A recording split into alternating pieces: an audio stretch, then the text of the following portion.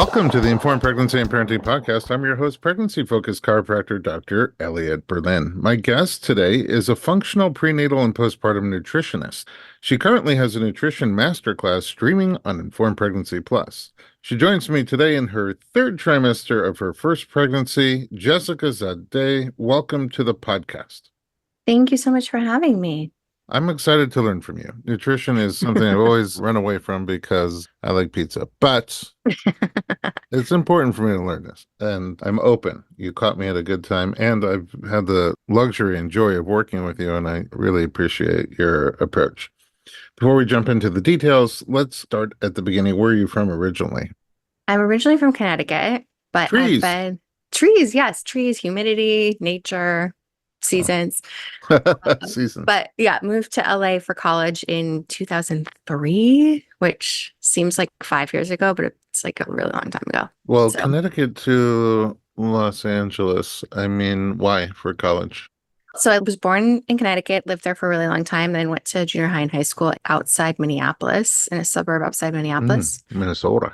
Minnesota, yes, exactly. More nature, more seasons. More seasons or less seasons? Minnesota seems like only winter and the 4th of July. Yeah, winter and then really, really hot and humid. There's like one nice day in October, and then Oh. there's like one nice day in May if it's not snowing. Wow. But yeah, but you can get a house there for under $2 million. So I think that's why people stay. Oh, yeah, that seems nice. Yeah, it seems nice. But no, I moved to LA for college because I guess the long and short of it was to get away from my mother. Oh, well, Funny, I but want to know also about no. that. Where do we start? Where do you start? Okay, let's start there. So you're living outside Minneapolis and you're not loving it. Why? No, I mean, like I had a very idyllic childhood in the sense that like I didn't want for anything. It was very, like upper middle class, like everyone's mom had a Volvo station wagon. Like in that sense, like it was great. But I still have a mother. She's still alive. I have a mother who has borderline narcissistic personality disorder. So the way I always explain it in the short term is if you've ever seen the movie Mommy Dearest, literally that. And Joan Crawford. there you go. Yep, no wire hangers. And she was very, very rigid about food and bodies and put me in dance class and figure skating when I was very young, which I loved, but doesn't exactly help foster a healthy environment with your body and around food. So my way to cope with this, which I later learned in college, so I was studying child development, try to fix yourself by learning about it. I became very controlling about my food and my body. So I developed just a myriad of disordered eating habits starting when I was probably around like age 4 was my earliest memory of it. And it just kind of grew and, became exacerbated from there. So by the time I got to college, I had a full-blown eating disorder and a slew of health issues that I wouldn't really go on to rectify until my early 30s. Okay, this is important because as a nutritionist, it sounds like this laid a lot of the groundwork for the work that you do now. Just clarify for me, dance class and figure skating, what about that was off-putting to you? So I loved it. It was the only kind of sports I really liked. I wasn't like a soccer or basketball, like team sport kind of person really. But I had, I guess, kind of the best examples. Like I had this one dance coach that was in top ballet and jazz, and her name was Rebecca with a K. And this was like the early 90s. She would just walk around with a Diet Coke and a cigarette. And she would make us stand up against the wall with like a yardstick. And she would put a yardstick against our stomach to make us like suck in our stomach. And you are taught to be very, very conscious of your body, what it looks like in comparison to other girls, and how it's supposed to look and how you're supposed to fit in certain costumes. And like I was literally told, if you eat Oreos, you will get fat and you will never get married. No one will ever love you. So things like that do not. Whoa, that's, Yeah. I mean, if you eat Yeah. enough Oreos, you probably will get fat, but whatever your choice is, what does it have to do with never getting married or nobody loving you? Ouch. I don't remember the exact conversation, but I remember that, kind of like snippet of it. But it So, doesn't. did mom put you in these classes for the yardstick? Yes and no. Well, so here's the other. My mother and I have many differences, but one of the biggest is that we are just very polar opposite. I'm 5'8". I'm built like my dad. I'm very muscular. I have a very big bone mass. My mother is about 5 feet tall, like German little woman, maybe 100 pounds at the time. And she was just very, very athletic. And I just was not. And so, because that was a difference, in her eyes, it was something wrong with me that needed to be fixed Hmm. because I just wasn't like that. So that was It's kind kind of, of because on my mother's side, my grandfather is Austrian, and that kind of mentality, it's sort of like a tough love mentality. I mean, that's even mm-hmm, without the narcissistic personality disorder. So mm-hmm, I can yeah. only imagine how much more intense that became. Also, I think I didn't take dance because they would have needed a 2 yard stick. Yeah. Okay. Back to you. So you moved to California to get away from that environment. Yeah, I've always thought of myself as kind of a spiritual, intuitive person. And I just had this feeling that the only way I was going to, like, there had to be something more in the sense that, like, I was just in this cycle with my mother. And I just felt like, and I had cousins in Hermosa Beach, and it was like the furthest place away that I did get into a school here. And it was kind of like my safety school. And so I transferred. I was like, okay, well, I got into a school there. I have a cousin kind of in the area if I like need anyone. And so I was like, this is my only option, kind of. So yeah, moved here, came to school, studied applied developmental psychology, basically to, learn about why I was so messed up about so many things. And initially became a teacher and a newborn care specialist. And I was a nanny for a while. I worked at a baby store on the weekends. And I was very heavily into the early childhood development area and worked in that for a really long time up until like 2017-ish. What changed? What changed was my wedding, actually. I got married in 2017, and actually I saw my mother at my wedding. She was invited to my wedding, long story. And the year after my wedding, I gained 80 pounds. And this was while I was still going to Soul Cycle multiple times a week. I basically would like not eat during the week and then binge on the weekend, but then do like crazy hit workouts, which does not foster weight loss, by the way, for anyone listening. It just creates a lot of excess cortisol in your body and adrenal fatigue and messes with your hormones. And it just does really bad stuff. So I was at an in-service with Dr. Bill Sears, the pediatrician. This was literally a year after my wedding. And he was talking about how he was diagnosed with stage 4 colon cancer in the early 2000s. And he was seeing doctors at UCSF, I believe. And I think they gave him like 4 to 6 months to live, something like that. And he and his wife decided if he has 4 to 6 months to live, that they were just going to travel, enjoy their time. But he said, at the end of the day, I'm a scientist and I can't stop researching things. So while they were in the Mediterranean and Spain, he started speaking with these other clinicians about his cancer. And they recommended all these alternative healing modalities. And he thought, well, I'm going to die anyway, so why not just try it? And most of it was nutrition based. And so he completely rehabbed his diet, stopped eating everything non fat, low fat, processed, started eating really high healthy fats, unprocessed foods. Obviously, a lot of other stuff went into it too. But the long and short of it was, this was in 2018 and he was still alive. And his doctors at UCSF were like, well, this is weird. He It's talks a about good how, kind of weird. yeah, so he talks about how it changed the way he practiced medicine. And he started getting, in a lot of trouble with the American Academy of Pediatrics because he started saying, no, you shouldn't give your kids Fruit Loops for breakfast. You should be giving them eggs and whole milk and raw dairy and all this stuff. And so sitting there, I was kind of at the end of my rope in terms of food. And being at the beginning of my marriage, I knew then I wanted to have children someday. And I kind of just was at this point where, like, okay, I have to figure this food stuff out because if I don't, I'm going to pass it on to my children one day. Anyway, so the long and short of it is I bought one of his books. I went home and I told my husband, I'm quitting my job. I'm going back to school to study nutrition. And he was like, okay. And so I always kind of say, like, the therapists that become therapists to solve their own issues, I kind of did that with food. So right when I went back to school, I did a sugar detox. I started seeing a functional medicine doctor, started getting my hormones figured out, my cortisol levels, completely changed the way I ate, lost 100 pounds, and became a functional nutrition practitioner. And that's what I do now.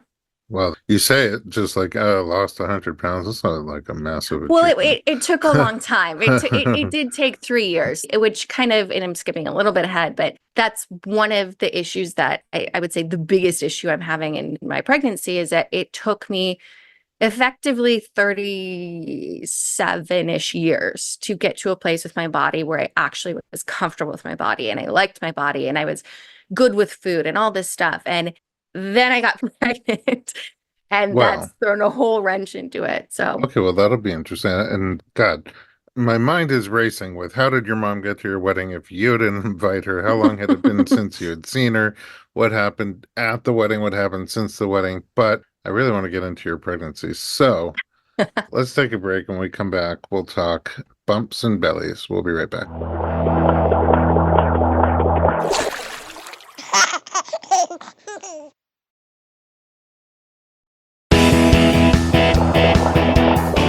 Welcome back. We're talking to Jessica Zadeh, pre and postnatal functional nutritionist. Okay, so pregnancy for you. You're in the throes of it now. How has the pregnancy been for you so far?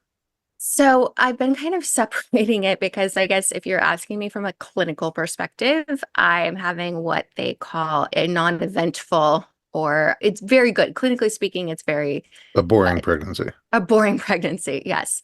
Emotionally, psychologically, I've been having a rough time because, like I said, before I got pregnant, I would walk 5 miles a day, go to Pilates every day. I was in very good shape. I mean, I still am in very good shape. I shouldn't say that. What's been hard for me is, and you would think that I would know this because I do this for a living. And I talk about this with my OB all the time, and he just looks at me like, yeah, because you're pregnant.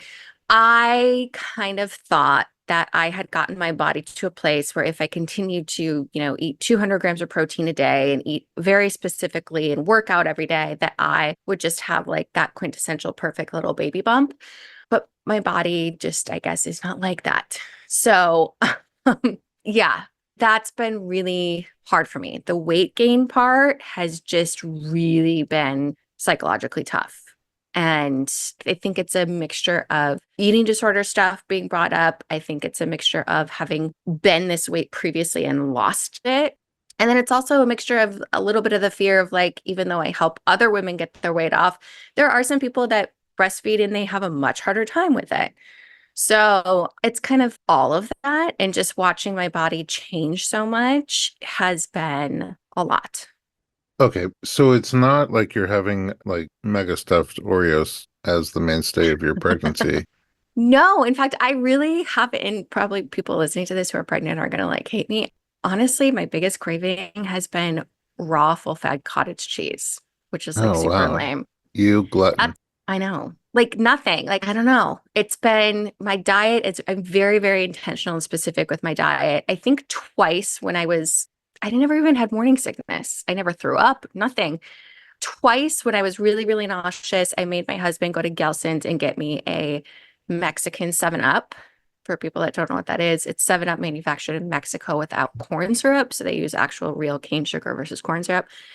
That was kind of like the worst thing I had. You reference a couple of times eating disordery kind of things. Yes. So for me, I mean, and people are kind of all over the map on this. So there's kind of a differentiation in the clinical world of eating disorder treatment between eating disorder behaviors or symptoms, meaning are you restricting, are you binging, are you purging, that kind of thing, and just eating disorder thought patterns. So for me, I haven't engaged in any type of eating disorder symptom or behavior in many years. For me, what tends to creep back in are the thought patterns. So what I mean by that is just really being very, very hard on my body in my head. And I think I also struggle with the reality of what my body looks like to other people versus what it looks like to me. And I guess a prime example of this is my baby shower was a couple weeks ago. And I had a little bit of a mental breakdown because of people taking my picture. I didn't want my picture taken because I'm so uncomfortable with where my body is at this point. It just brought up so much anxiety. And I just got emotional about it. I didn't want it. And my husband came at the very end, and people were lingering. And my husband's family is all Persian Israeli, so they stay a very long time. And I looked at my husband and I was like, I can't do this anymore. I need to leave him out. Like, I'm done. It was just too much. Like people trying to touch my belly and people saying, oh, you look great or whatever it was. It was just too much focus on my body and it got me too in my head about it. And it's a hard thing to explain. I don't know if I'm articulating it well, but when Well, there's a, one thing that's not so hard is if you don't feel good with how you look, you don't Mhm. want to be the center of attention. You certainly don't want to be the center of attention with cameras flashing. Right. I Yeah. think we can all relate to that. When you had your eating disorders, how did they manifest themselves? So I was kind of all over the map. I guess if you look at like my medical history, I was bulimic. I also had a diagnosis called EDNOS, which now they've changed it, but back in the day it stood for eating disorder not otherwise specified, meaning you kind of fluctuated between restricting, binging, purging, all of the above. So I was kind of all over the map. I'm very lucky in the sense that I don't have crazy medical issues because of it. I guess the biggest one that's impacted me in pregnancy is I had a couple of esophageal ruptures, meaning my esophagus ruptured a couple times and I had to have surgeries to fix it. And then I had hiatal hernia repairs because where the esophagus connects to your stomach, it becomes very, very worn out. So they have to go in and suture it and basically make it stronger again. So that's something that in the third trimester, like anything I eat, which I don't really have an appetite right now, which is another subject, but like I can have 2 cups of bone broth and I get heartburn because of like where the baby's position pushing on my esophagus, it's kind of agitating all that tissue. So that would be kind of the biggest medical complication I guess I had. In that sense, I'm very lucky. I have a lot of dental stuff, but other than that, Dental stuff from nutrient deprivation? no, from purging for 30 years. So I don't really have any like enamel on the backs of my teeth, Hmm, which if you're someone like me who's like weird about fluoride and stuff like that, it's a whole thing. got it. But Now you're towards the end.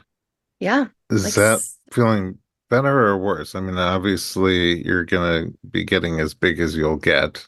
So if you weren't happy with how big you were a month ago, it's probably not happier in the sense of you must have grown. But are you happier knowing that it's a finite period and you're getting to the end of that finite period? yes, that does make me happy. Now, if you couldn't tell, I'm a little high strung, a little OCD and anxious. So now my anxiety has shifted more into because I am having a girl and having a daughter just brings a lot of anxiety for me. 'Cause my worst fear is passing this all along to her. So now my anxiety kind of has shifted that way. And I have some anxiety about the delivery, more so about the hospital, I guess. Yeah, I guess to answer your question, yes, it's dissipating, but it's kind of shifted to different anxieties. Okay, I think that observationally in the work that I do, and especially the work that I've done in the past supporting labor, it seems to me most people go into labor with some kind of combination of excitement and anxiousness. And so the ratio could be different from person to person, or even for the same person from time to time as you get closer. And the things that you're excited or anxious about could also vary.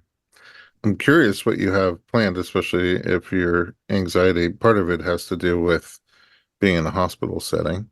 Let's take a little break, and when we come back, we'll find out what birth you have in store.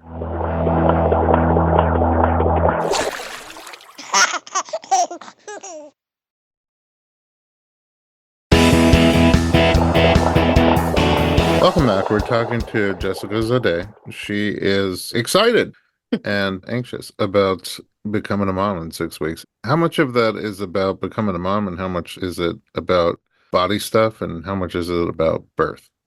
I would say pretty equally split. I mean, as far as becoming a parent, I think, a lot of people have asked me why I've waited this long. Because, well, one, I've been married for almost 8 years. Two, I'm 39. So I have waited a long time to do this.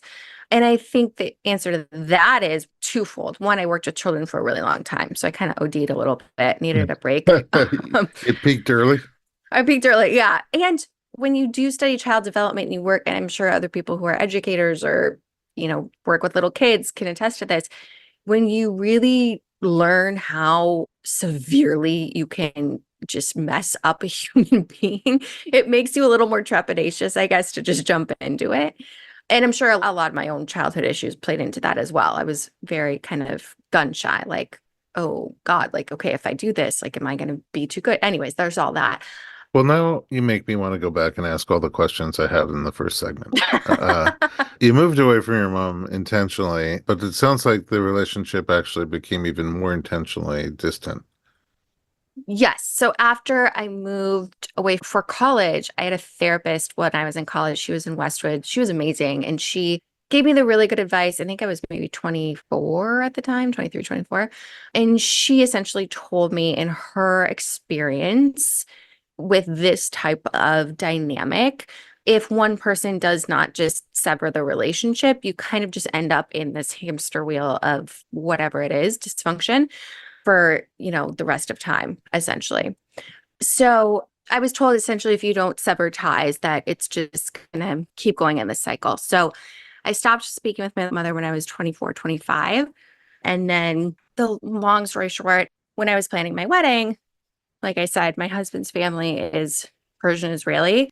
And the long and short answer of it is that I was told by my father-in-law that my mother was expected to be there. So it was that dynamic. And then also my grandparents wouldn't come if she didn't come. My father wouldn't come if she didn't come. So it was kind of like, wasn't really my choice, but she came. So when I saw her when I got married, which was in 2017, that was the first time I had seen her in, I don't know, I was 32 when I got married. So 7 years, I guess. And Um, no contact at all during that time? no. Wow. What was it like to see her? Well, that's kind of a funny story. I can laugh about it now. I was so anxious about it. I had a wedding planner who had these three other women come and, they follow you around with your lip gloss and everything.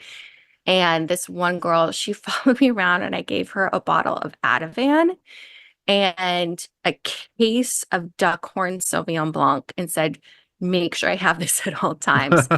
And I, to this day, do not remember anything from my wedding because I was high on Ativan and drinking Sauvignon Blanc all day. And that's how I coped with it. Wow, that's your wedding. That's my wedding. Is there So video at least? I also did not want video because at the time, this whole concept of me not wanting photos and videos taken of me is deeply rooted. It's not like a new thing.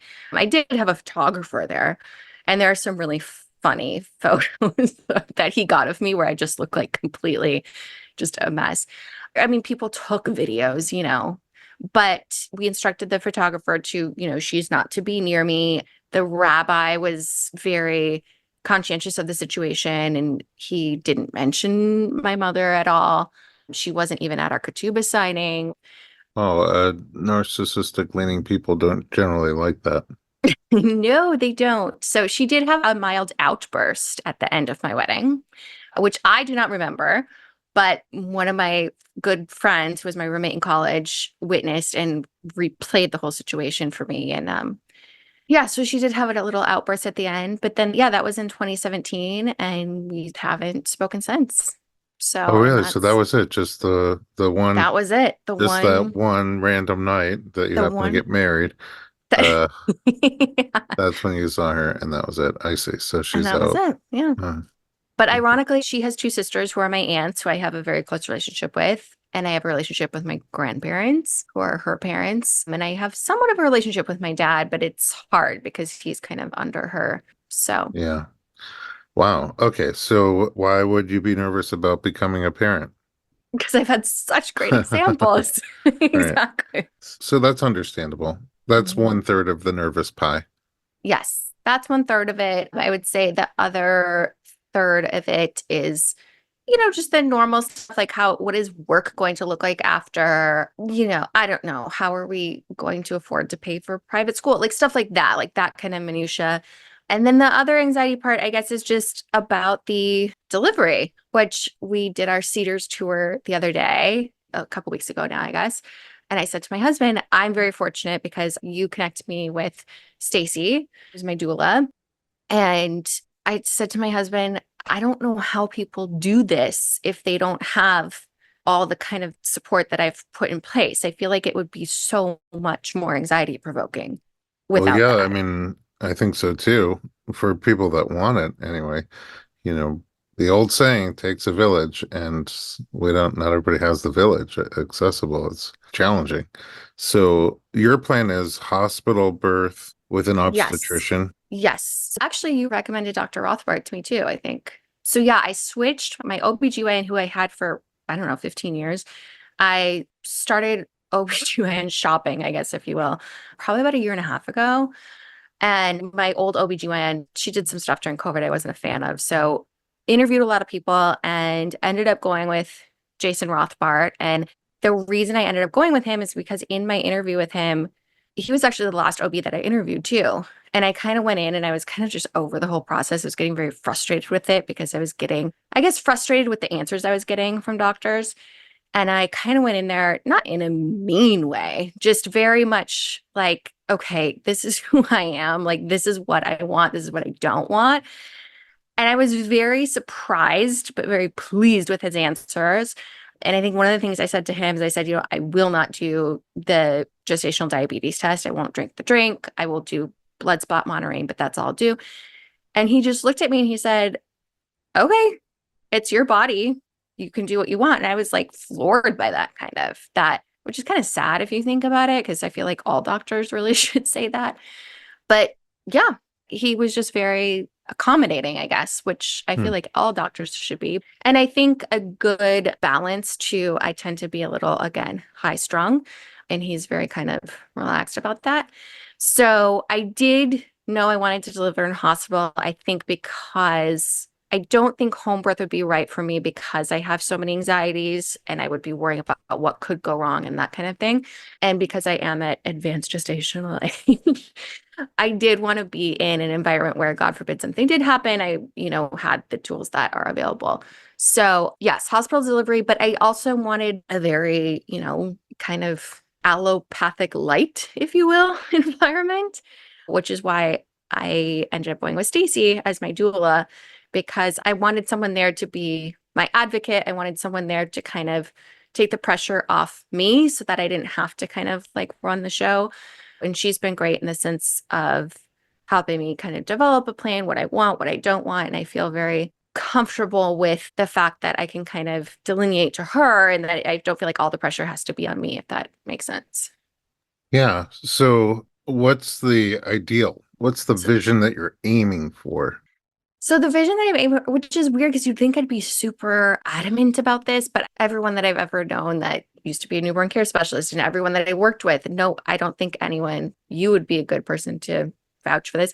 I don't think anyone has a birth plan that goes exactly how it's written.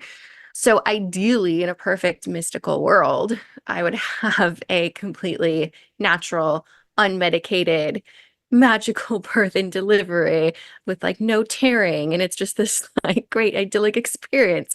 I don't know if it will go that way. Ideally, I don't want to have an epidural. I've kind of left that as a question mark on my birth plan in the sense that, like, let's do everything we can to mitigate that.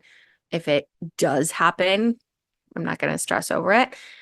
But besides that, I want to be as, I guess, natural as possible. I was laughing with my husband during the hospital tour when they were showing like your food options. And I was like, well, this is sad. So like bringing in like that kind of stuff, like whatever I can control, trying to control that. So like bringing in my own bone broth, my own water with, trace minerals and lemon juice and things like that, I think will help me feel more in control of it. But I don't know, at the end of the day, I mean, I don't know, maybe she ends up being breached and I ended up needing a C-section and it all goes out the window. So I am kind of surrendered to that as much as I feel like I can be. Right. Well, that's why I said, what are you aiming for page one? What's the ideal? And Yeah. of course, I always say that once labor starts, you're kind of in a hot air balloon, aiming for a certain path, but somewhat at the mercy of the winds. Well, I mean, it sounds like a reasonable plan, and it sounds like you've built in some flexibility if you need this or that, or in the moment want this or that, that you're flexible in terms of getting them. And also surrounded yourself with a team, an obstetrician who's pretty open-minded and a doula who's got your back in all the ways that I don't got your back. And I'm excited to talk to you on the other side after you have the baby and see how things went for you. Before we wrap up here, I do want to just find out because you do functional nutrition for this demographic. So, Mhm. what do those services look like? So it kind of depends on where you're at. I work with people who are not pregnant yet, who either they are struggling to get pregnant or they're having fertility issues or they just want to, get off hormone or birth control and prepare their bodies to get pregnant. So I work with women in that space, which is really fun. And also it's fun to kind of see them through that whole journey, depending on kind of where they start.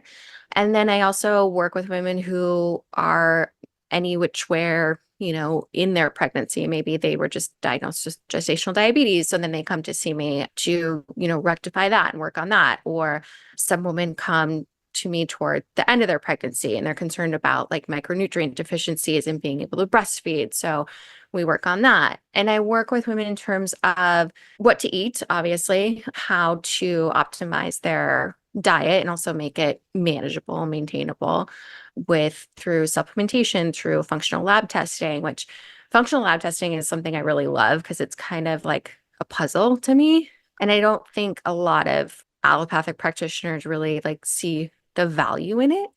But that's really fun to me because you get to draw a lot of blood, see where the markers are, see what's missing, see what's too high or too low, and kind of it's like a mystery. You get to kind of figure it out from there.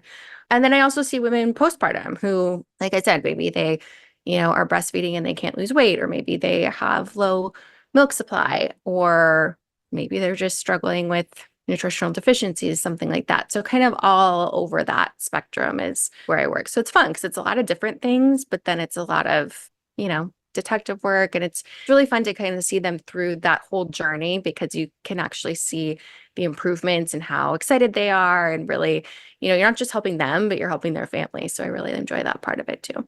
That's awesome. Are they virtual? Can you do them virtually? Yep. Yeah. Yeah. I started my practice during COVID. So I kind of Ah, started you set up virtual and virtual started. from the beginning. Exactly. Yeah. And you have a really informative masterclass currently running on Informed Pregnancy Plus, a world of information about nutrition. And it's both entertaining and informational. I strongly recommend it. Where can we find you online? My website is holistic, spelled with a W, so WHOLISTIC, holisticmethodnutrition.com. And my Instagram is at holistic.mama.nutrition. We'll visit you there. Thank you for sharing some difficult topics pretty openly here with me and with the audience. And I am wishing you just a wonderful mind-body experience in the final stages of your pregnancy, birth, and postpartum experience, and look forward to catching up with you on the other side. Thank you. Thanks, Jessica. And at home, thanks for listening to the Informed Pregnancy Podcast. For more pregnancy and parenting information just like this, visit us online at informedpregnancy.com.